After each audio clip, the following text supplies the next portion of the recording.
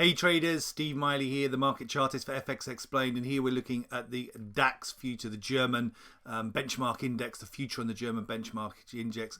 And the DAX is suffering some negativity in here over the past 24 hours, just rolling low. I mean, this is not aggressive, but the market has stalled in here. We flagged this resistance previously at 12,455.5, and the market getting up just above the previous peak of 12,439, only getting to 12,440, just extending to a one index point new high in here since the recovery from Monday through Tuesday, and so really hesitant in here to push higher, and below that 12,455.5 level, fading at 12,440, and then overnight in here pushing lower and getting very close to this bull gap that we had from Monday night into Tuesday morning in here, overnight Monday Tuesday, that bull gap at 12,134.101, and the market moving overnight in here as low as 12,163, so getting very close to that gap. We have rebounded from there, but a little bit of weakness coming through already in here again this morning. And should we close this bull gap, I think there is real risk for a deeper correction.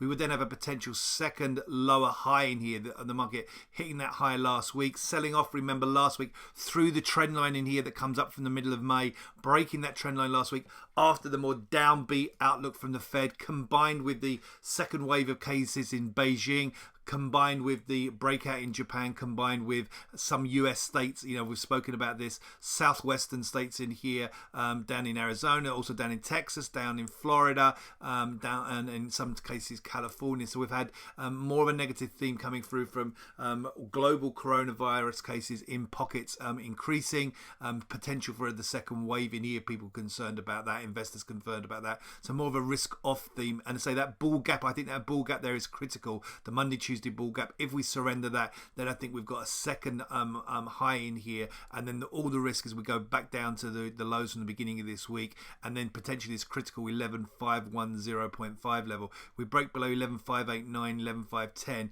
and then this looks more like a significant topping pattern. We'll also then be below this trend line that comes up all the way in here from the March low through the mid-May low in here. Should it break that trend line as well, then again it's reinforcing the threat for a deeper correction lower, back into the bigger, broader range established really with the whole sell-off from February through March this year. So for me, it's downside threats. If it gets above 12,455.5 in here, back above there, 12,444.55, then it would look more positive, and then we'd be aiming back up the highs. But for now, the threat to that bull gap and for potentially a deeper correction.